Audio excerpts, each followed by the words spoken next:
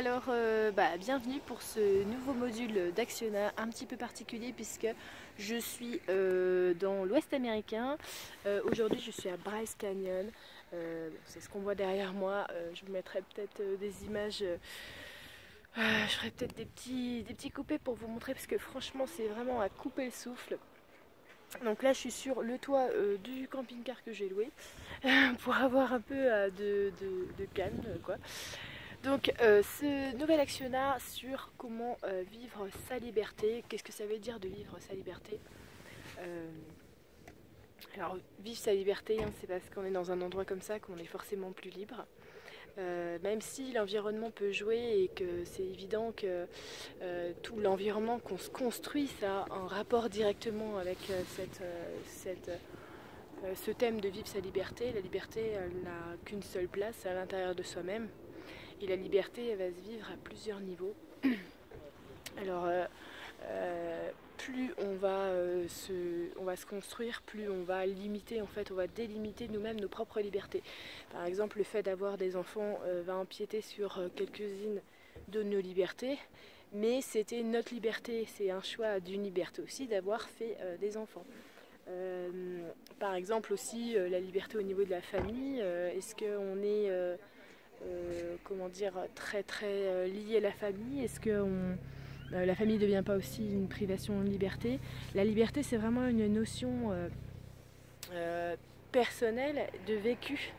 Et ça touche vraiment à ce que nous, on a défini comme acceptable, comme possible et comme prioritaire. Et vivre sa liberté, c'est vraiment quelque chose qu'il faut placer à l'intérieur de soi, dans le sens où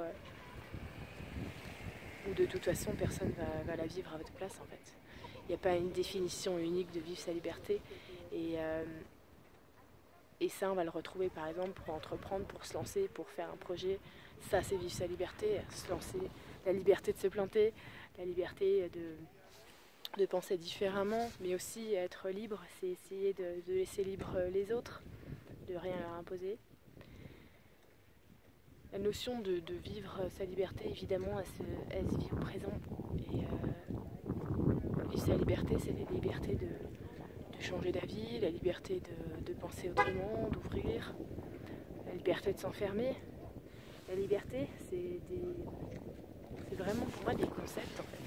C'est vraiment des mini-concepts intérieurs, des idées fixes ou des idées qu'on ouvre, quoi. Et ce que je vois, c'est que souvent ce concept-là de la liberté, il est pris vraiment sur... je veux dire, les gens, pour eux, la liberté, c'est la liberté de bouger et d'avoir ce qu'ils veulent, quand ils veulent. Et si on regarde fondamentalement cette liberté-là, tout le monde là, au départ, on peut bouger. La vraie liberté, elle vient du fait qu'on ait des idées. Parce qu'on a une espèce de petite cave là qui s'auto-alimente, où on peut mettre les meilleurs crus, se servir du meilleur vin et petit à petit se faire une méga bibliothèque magnifique de beaux souvenirs, mais que d'instants présents, parce que finalement les souvenirs c'est que des instants présents. Quand on parle de vivre sa liberté, j'ai souvent des questions d'impératifs quoi. Oui mais moi j'ai ci, mais moi j'ai ça, voilà, j'ai un employeur comme ça, j'ai mon loyer, j'ai tout ce qu'on a pu voir aussi dans les ateliers, les 2 premiers ateliers abondance. En fait, tous les freins de la liberté qu'on situe à l'extérieur de nous, c'est qu'à l'intérieur on en a fait des barrières. Et que vraiment le plus important c'est déjà regarder, prendre conscience que vu qu'on en a fait des barrières à l'intérieur, on s'empêche de penser différemment. Or pour que les choses changent, évidemment il faut changer notre mode de pensée. Comme exactement n'importe quel changement qu'on attend dans notre vie, on ne peut pas attendre un changement sans changer nous. Ça sera toujours la même équation. Si on fait 2 plus 2, ça fera toujours 4. Et si on change et qu'à la place de l'autre 2, on met un 3, bon, on aura un résultat différent. Bah là, c'est exactement pareil. Et du coup, souvent, on est borné à se taper la tête contre les murs, à regarder qu'un seul chemin, puis quand ça va pas, on se dit bah non, c'est pas le bon chemin. C'est pas que c'est pas le bon chemin, c'est que c'est juste pas celui-là. Parce que finalement, il n'y a pas de mauvais, il n'y a pas de bon chemin, il y a juste le chemin juste bien pour toi. Et ce qui est sympa dans cette notion de liberté à l'intérieur, c'est de se dire je suis tellement libre que l'univers est totalement libre avec moi. Et il conspire en même temps que moi, quoi. Et pour que j'évolue et pour que je m'épanouisse totalement, si telle est ma résonance à l'intérieur et mon rayonnement.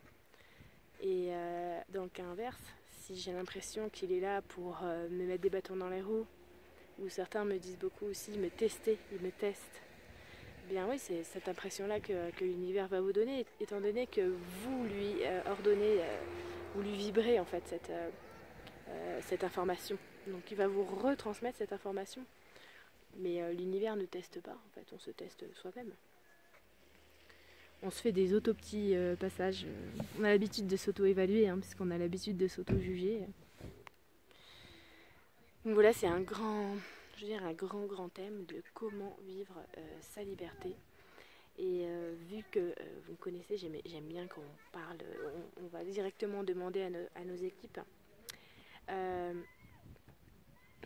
Dans toutes les scènes de nos vies, dans tous les instants, on est toujours complètement super entouré et surtout, on a des espèces de conseillers.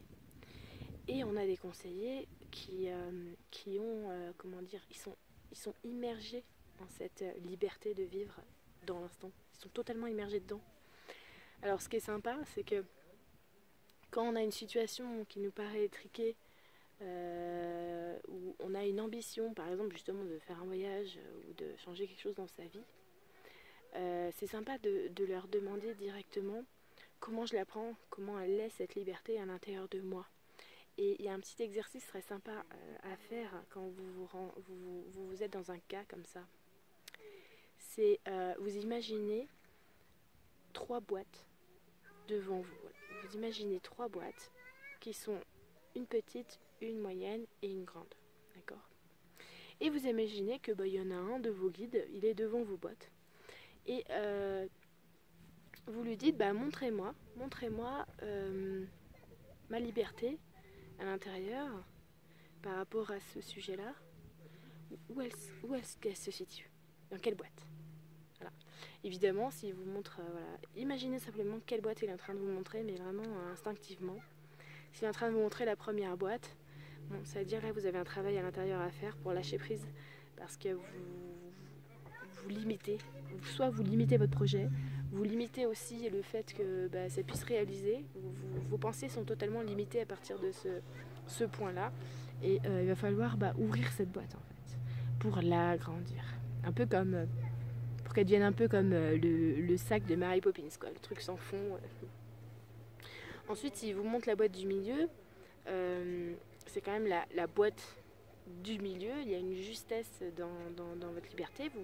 Vous arrivez à la toucher et à la conscientiser à l'intérieur. Mais il y a une espèce d'esprit de rationalité où il faut que ça soit raisonnable. Donc elle est ni trop grande ni trop petite, elle est moyenne. Ok ?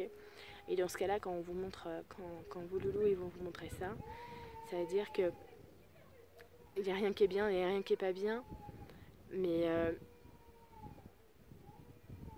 comment dire, tout va dépendre en fait de la balance, de votre balance intérieure entre votre esprit comme ça de rationalité et votre envie, votre liberté intérieure qui va s'exprimer.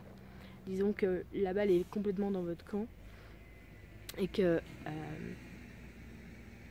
cet équilibre à l'intérieur de vous, il peut à la fois être totalement porteur et à la fois il suffit de rien du tout pour qu'il penche un petit peu vers la boîte plus petite et la boîte plus grande.